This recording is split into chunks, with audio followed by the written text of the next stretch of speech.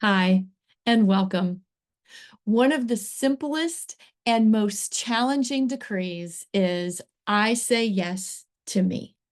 I say yes to God in me. Why?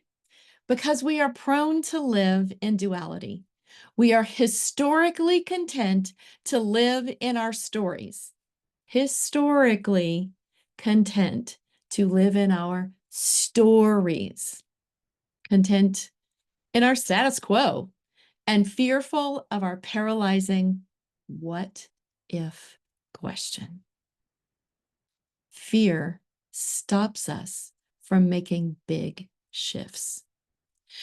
Many of us have been programmed in the past to believe everyone else comes first. We've been told serving others means we must be last. And yet in our society, we live otherwise. How do we live in duality? In our society, we put ourselves first as children by taking toys from other children. We grow up and we attend school to be the best academically educated person we can be. And we continue to put ourselves first by competing in sports, getting the highest test scores, competing for certain colleges.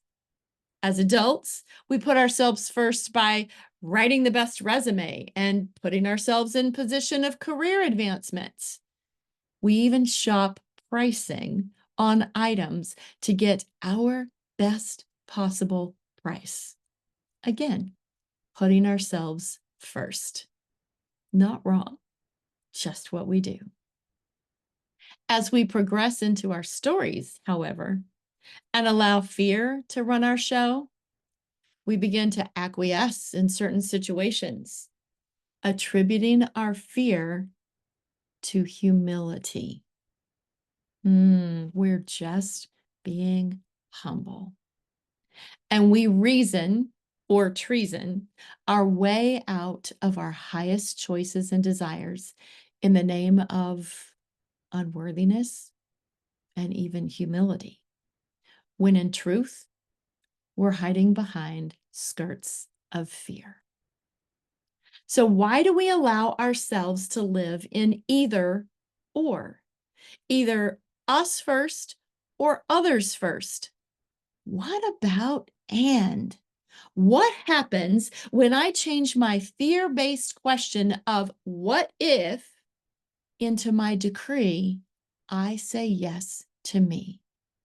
I say yes to God in me. What happens when I move forward in my faith-based question or words of even if? When I shift what if into even if? What changes when I love me enough? And I mean completely love me the way God loves me. What happens when I love me enough to put me first? What happens when I stay in alignment in God in me, like I do when I write my resume or request a promotion or a raise or choose a new car? At what point do we move beyond our fear and live in faith? My faith reminds me who I am. My faith reminds me who created me. My faith reminds me my God is for me. My faith reminds me I am worthy. My faith reminds me I love me. And my faith reminds me I get to say yes to me. I get to say yes to God in me. God created you and me to be his light on our planet. When we go into fear of what if, we sabotage. We sabotage ourselves and we sabotage God's perfect plan for us.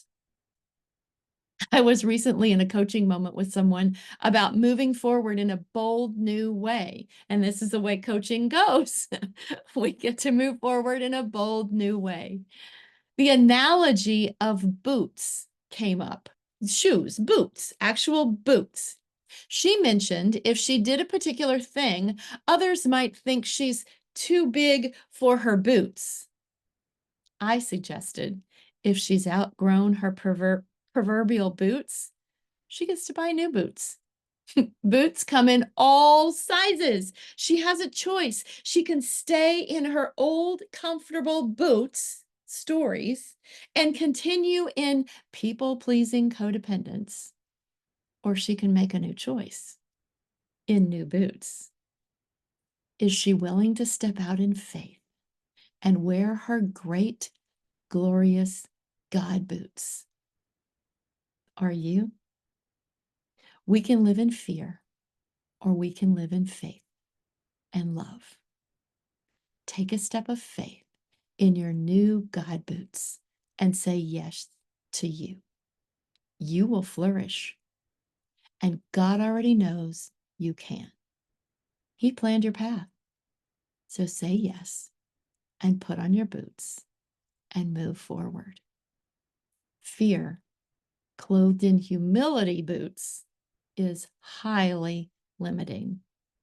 Living in either you first or me first screams of right wrong. When we live in you first and me first, we all win. We all wear our God boots and our collective world shifts. All things are possible with God. Love and grace to you on your journey.